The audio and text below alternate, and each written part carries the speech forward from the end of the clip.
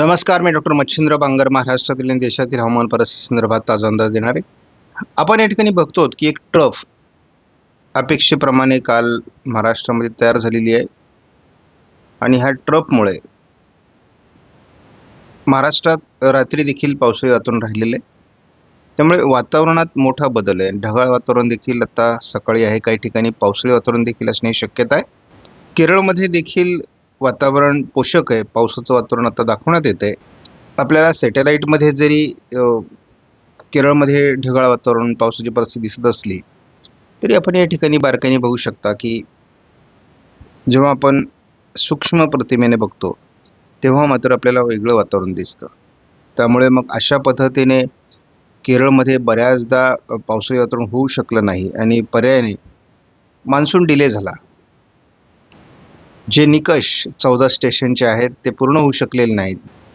या ठिकाणी आपण बघतो 16 तारखेला मान्सून अंदमानात येऊन देखील पुढची प्रगती आज 1 जूनपर्यंत होऊ शकलेली नव्हती.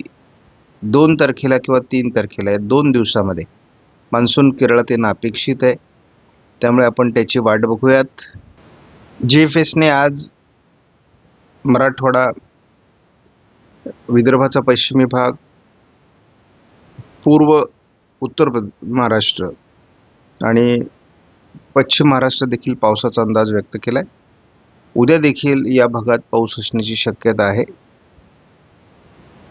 4 तारखेला देखील महाराष्ट्रात पावसाचा अंदाज कायम आहे.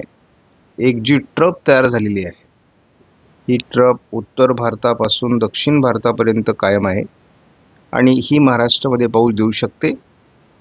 5 तारखेला महाराष्ट्रात पावसाचं प्रमाण वाढू शकतं, विदर्भ मराठवाड्यामध्ये, पश्चिम महाराष्ट्र, कोकणमध्ये. आणि 5 तारखेला देखील दक्षिणी भाग महाराष्ट्राचा मोठ्या प्रमाणात त्या ठिकाणी 5-6 तारखेला पावसाचा अंदाज आहे. परंतु कोकण किनारपट्टीला 7 तारखेपर्यंत अपेक्षित वातावरण तयार होत नाही आहे. 8 तारखेला पहिल्यांदा कोकण किनारपट्टीला पावसाचं वातावरण दिसते. 9 तारखेला हे वातावरण आहे, 10ला आहे आणि 11ला देखील आहे. परंतु पाहिजे तसं महाराष्ट्रामध्ये GFSने पावसाळी वातावरण अगदी 11 तारखेपर्यंत दाखवलेलं नाही. विदर्भ आणि मराठवाड्याच्या काही भागात अजूनही उष्णतामान आहे, भारतात आहे. हे उष्णतामान जोपर्यंत पावसाळी वातावरण वाढत नाही तोपर्यंत कमी होणार नाही. आणि तशी पण आपण पूर्व भारताच्या काही राज्यांमध्ये तीव्र उष्णतेची लाट या ठिकाणी बघतो. महाराष्ट्रातील उष्णतेची लाट काही अंशाने जरी कमी होत असली आणि हे जसं उष्णतेचं प्रमाण वाढताना दिसेल तसं आपण समजायचं की या भागात पावसाळी वातावरण पोहोचलेलं नसणार आहे. त्यामुळे उष्णतेची लाट आपल्याला जूनच्या 11 तारखेपर्यंत भारताच्या अनेक राज्यांमध्ये आणि महाराष्ट्रात देखील विदर्भात राहण्याची शक्यता दिसते. वाऱ्यांची स्थिती ही या ठिकाणाहून अशा पद्धतीने टर्न घेऊन या भागात जाताना दिसते. काही वारे या भागातून असे येऊन या चक्राकार स्थितीकडे जात आहेत, तर काही वारे या ठिकाणी डायरेक्ट जाऊन या ठिकाणच्या चक्राकार स्थितीला मदत करत आहेत. काही वारे या ठिकाणाहून गुजरात, कोकण या भागातून या चक्राकार स्थितीकडे जात आहेत. तर जोपर्यंत या वाऱ्यांमध्ये बळकटी येणार नाही तोपर्यंत मान्सून सशक्त होणार नाही. मान्सूनच्या वाऱ्याच्या दिशेमध्ये आपल्याला मुख्य बदल जो आहे, मुख्यत्वे करून बदल केरळच्या आणि याच्या दृष्टीने 6 तारखेला होतोय, जे किनारपट्टीवर धडकत आहेत आणि अशा पद्धतीने ते टर्न होत आहेत. जे टर्न होणं आवश्यक होतं, जे या पद्धतीने येऊन काही वारे या बाजूला जात आहेत तर काही वारे या ठिकाणी येत आहेत. म्हणजेच याचा जी काही मान्सूनची वाऱ्यांची किंवा मान्सूनच्या शाखेची ज्या पद्धतीने मार्गक्रमण आहे त्या पद्धतीने होतोय. या ठिकाणी काही मान्सूनचे वारे या भागात सरकत आहेत आणि पुन्हा एकदा या वाऱ्यांकडे येत आहेत. ज्या ठिकाणी यांचा मिलाप होईल त्या ठिकाणी पावसाचं वातावरण तयार होणार आहे. म्हणजे 6 तारखेपासून आपल्याला वाऱ्यांची स्थिती मान्सूनला पूर्णतः पूरक झालेली दिसते. आज आपण महाराष्ट्राचा नकाशा बघतो, देशाचा नकाशा पाहत नाही आहेत. तरी देखील आज आपल्याला ECMWF मॉडेलने मराठवाड्याच्या दक्षिणी भागात मग बीड, अहिल्यानगर पूर्व, पुणे पूर्व, सातारा पूर्व, सोलापूर, लातूर, धाराशिव या भागामध्ये, त्यानंतर नांदेडच्या काही भागामध्ये पावसाळी क्षेत्र निर्माण होईल असं दाखवलं आहे. त्यामुळे रत्नागिरी सिंधुदुर्गमध्ये देखील वातावरण तयार होण्याची शक्यता आहे.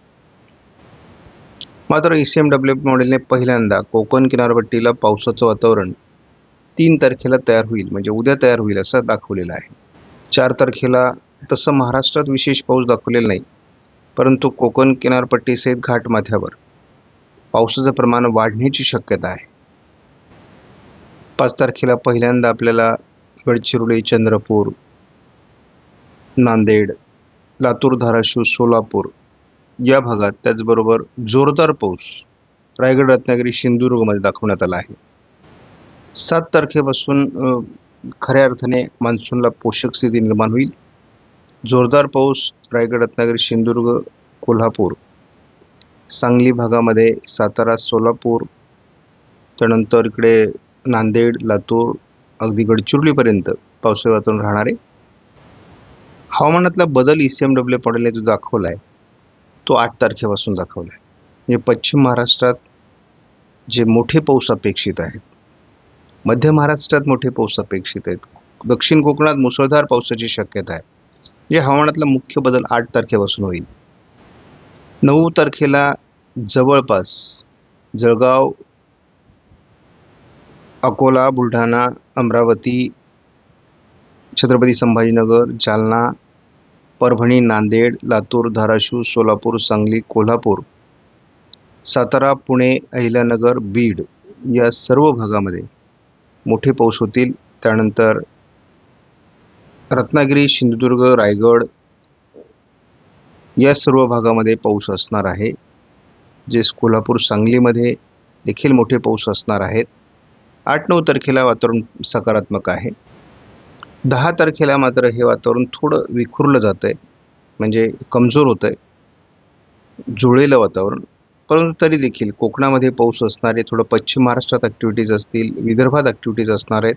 आता हाच अंदाज आपण जेव्हा एकत्रित स्वरूपात बघतो महाराष्ट्राचा, तेव्हा आपल्याला असं दिसतंय की जोरदार पाऊस या 16 तारखेपर्यंत, म्हणजे पूर्व जूनमध्ये रायगड, रत्नागिरी, सिंधुदुर्ग मध्ये होणार आहे, कोल्हापूरमध्ये होणार आहे, सांगली, सोलापूर, लातूर, धाराशिव, नांदेड, चंद्रपूर, गडचिरोली, अगदी अमरावती, अगदी पूर्व विदर्भातील सर्व, मराठवाड्यातील सर्व जिल्हे, मध्य महाराष्ट्रातील जिल्हे. केवळ आपल्याला या ठिकाणी अडचण आहे धुळे आणि नंदुरबार जिल्ह्याची.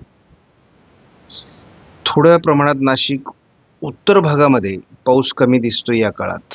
आपण पुढील 15 दिवसामध्ये कशा पद्धतीने मान्सूनची प्रगती होईल ते बघतो. 3 तारखेला किनारपट्टी भागात, कोकण किनारपट्टीसहित पश्चिम महाराष्ट्रात पावसाचं प्रमाण वाढू शकतं. 4-5 तारखेला प्रत्येक दिवशी पावसाचं प्रमाण वाढत जाणं अपेक्षित आहे दक्षिणेकडून. प्रत्येक दिवशी पावसाचं प्रमाण वाढत जाणं अपेक्षित आहे दक्षिणेकडून. आपण बघतो की 9 तारखेपर्यंत आपल्याला महाराष्ट्राच्या दक्षिणी भागात मोठ्या प्रमाणात वातावरण तयार झालेले असेल. म्हणजे 10-11 तारखेपर्यंत तळ कोकणात मान्सून आलेला असेल. पुढे तो संपूर्ण मुंबईपर्यंत पोहोचण्यासाठी देखील 13-14 तारखेपर्यंत चांगलं वातावरण आहे. आपण जेव्हा 15-16 तारखेपर्यंत हा अंदाज सरकवतो तेव्हा महाराष्ट्राच्या बहुतांश भागात आपल्याला अतिशय उत्तम प्रकारचं वातावरण दिसते. फक्त पावसाचं प्रमाण हे नंदुरबार, धुळ्यामध्ये कमी राहण्याची शक्यता दाखवली, परंतु गरजेपुरता पाऊस या ठिकाणी देखील होईल. आत्ता या मॉडेलने थोडं वातावरण ठाणे जिल्ह्यामध्ये दाखवण्याचा प्रयत्न केला आहे. दिवसभरामध्ये आज मराठवाड्यामध्ये रायगड, रत्नागिरी, सिंधुदुर्ग, कोल्हापूरमध्ये, बीड, परभणी, नांदेड या भागामध्ये पावसाचा अंदाज दिला आहे. लातूर, धाराशिवमध्ये अंदाज दिलेला आहे. नाशिकमध्ये पाऊस होऊ शकतो. धुळ्यामध्ये पावसाचा अंदाज दिलेला आहे. हा आजचा अंदाज आहे सोलापूरपर्यंत. विशेष म्हणजे आता हा महत्त्वाचा बदल आहे. रात्री पाऊसमान जे आहे ते 2 तारखेला कोकण किनारपट्टीला वाढणं अपेक्षित आहे. म्हणजे कोकणातला पाऊस आज रात्रीपासून सुरू होऊ शकतो. काही ठिकाणी हलका शिडकावा, काही ठिकाणी ढगाळ वातावरण, मात्र या पावसाचा जोर जो आहे कोकणामधला हा उद्या मोठ्या प्रमाणात वाढणार आहे.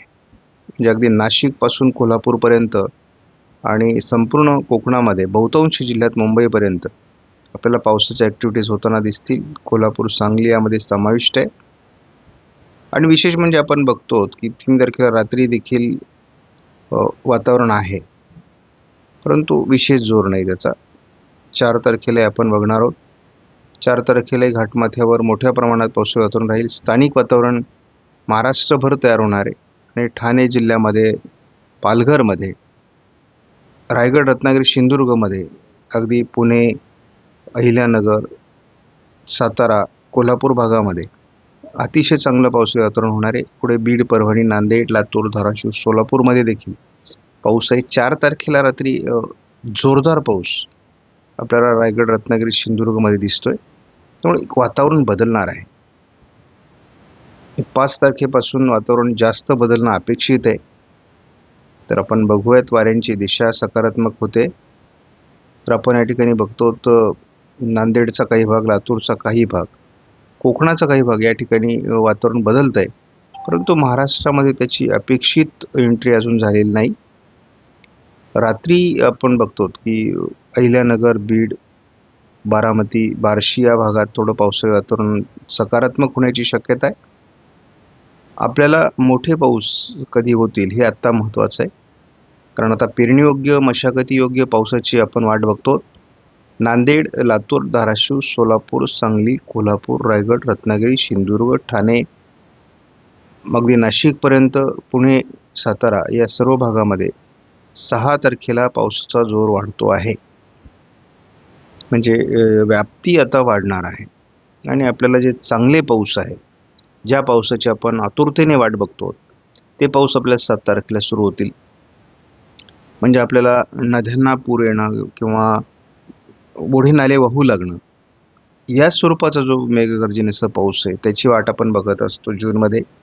आणि जूनमध्ये तो 7 तारखेला सुरू होईल. यामध्ये अगदी साताऱ्याचा, पुण्याचा, कोल्हापूर, सांगली, सोलापूरच्या भागामध्ये, अगदी रत्नागिरी, सिंधुदुर्ग, अगदी ठाण्यापर्यंत चांगल्या पावसाचं हे वातावरण तयार होणार आहे. कारण या वातावरणाची आपण वाट बघतो. अतिशय चांगलं वातावरण आपल्याला 7 तारखेला दिसते, तेच वातावरण आपल्याला 8 तारखेला दिसणार आहे.